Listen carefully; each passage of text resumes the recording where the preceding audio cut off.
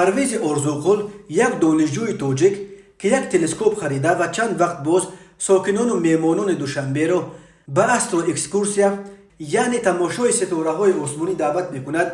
شب 8 به 9 اکتبر سال 2022 در صحیفهش در فیسبوک خبر داد که دو کارمند میلیسیا که خود را ناظر منطقوی یا اوچسکوی معرفی کردند مانع برگزاری این کار او شدند. این دو کارمند میلیسیا هنگام تشکیل تماشای ستاره ها به نزد پرویز ارزوقل آمده امرش دادند که جمع کن اسبابات، ممکن نیست بذار برای ایجا. گفتم تراتوارنای استرانومیا یا استرا اکسکورسیا رو فهمیدید؟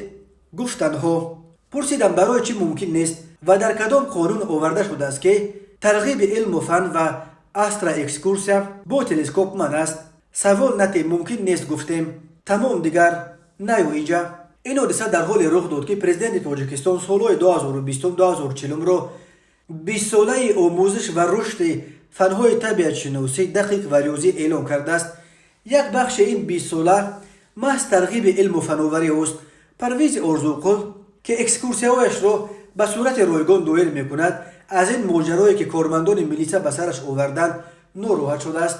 او می نویسد ما که علم را ترغیب و جوانبینی جوانان و هموطنانمان را وسیع کردنی هستیم و یگان نوآوری کردیم، از شما یگان دستگیری و فایده ندیدیم. التماس به کار ما فایدهتون نمیرسد، ضررتون هم نرسد. گذارید به حال خود کار و فعالیت کنیم. این در حالی است که کار و فعالیت ما خصوصیت تجارتی ندارد. از اول گفته بودم و تا حال میگویم استرا اکسکورسیا رایگان است. پرویز ارزوقل که به تشکیل تماشای ستاره ها با شفق تمام دست به کار شده بود، بعد این ماجرا باز هم به این کار خود ادامه داده است. او به این خاطر کمک حقوقی خواسته است و پرسیده است که آیا از کجا باید برای ترغیب علم حجت بگیرد. پرویز ارزوقل در رشته انرژتیک دانشگاه فنی تاجیکستان به نام اوسیمی تحصیل میکند. او در یک مصاحبهش گفته بود از خوردی به فیزیک و استرونومی شوق و رغبت بی اندازه داشت، ولی از بس که یک پسر اویله است و از حساب فیزیک و استرونومی اویله‌اش را تامین کردن امکان نداشت به دانشگاه تکنیکی حجت سپرد.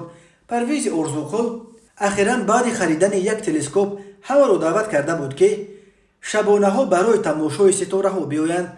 شهنازه کاملزاده ژورنالیست تاجیک بعد چند خبر داد که در پی دخالت فوری عمرجان امامعلی رهبر دستگاه وزیر کارهای داخلی تاجیکستان این مشکل پرویز ارزوقل حل شده است. ولی این سوال باقی میماند که آیا در واقع برای ترغیب علم و فناوری هم در تاجیکستان باید حتما از یگان اداره اجازتنامه بگیرند؟